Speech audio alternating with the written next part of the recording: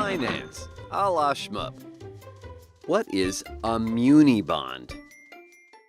All right, well, this is a Muni bond, or band, as they say in America. Hari Hari Krishna. All right, and this is a Muni bond, or municipal bond. Yeah, that Muni thing there is for short. Well, Muni bonds function differently from the way in which normal corporate bonds function in America. Municipal bonds are financings that cities do to raise money. Think local. Think town hall meetings like old folks arguing about where to install new speed bumps. Think angry local residents berating their federal senators. Though this stuff might sound like small change, local government is the backbone of the US of A. Without your lovely local government, you wouldn't have sewer systems or local roads or that one park you and your friends hang out at when you're up to no good. Yeah, we know, we've seen you on the video camera. All right, so muni bonds are a must-have in society, not a nice-to-have, and as a result, we treat them specially. That is, we don't tax the interest they throw off, and that's a big deal. A corporate bond yielding 7% to investors who pay 40% tax gives investors a net yield after taxes of 1 minus 0.4 there times 7 equals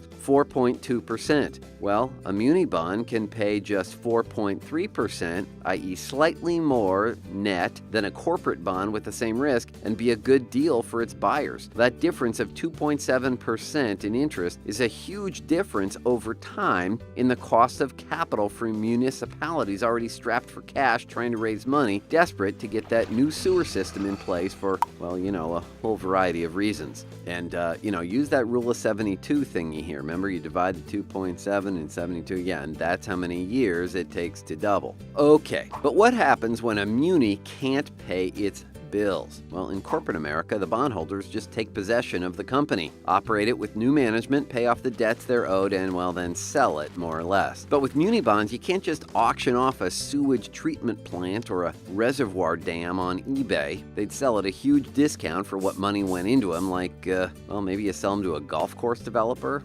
or, maybe they just don't sell at all. They're of zero residual value, and yes, ouch. So, muni bonds get treated with a little bit different perspective on risk. Like the city is on the hook for them in different ways. And there are two basic flavors of muni bonds as far as they're being backed. There's general obligation bonds, which are bonds backed by the full faith and credit of the city. And then there are revenue bonds backed only by sales expected to be reaped from a specific project. Say, that new 8-story parking structure in the middle of town, which charges you $40 a day to park your car. Well, that $40, or at least part of it, would go back to repay the owners of the revenue bond. So why would muni bonds be backed in two different ways? Well, because investors like to know what happens if the city doesn't pay back its bills. General obligation bonds are backed by the city's ability to tax its citizens. That's that under full faith and credit thing. That is, the general obligation bonds oblige, see, that's that obligation thing, they oblige the entire city generally to pay its bills. Like even if they have to double tax the rich people in the city, hoping they don't move out to,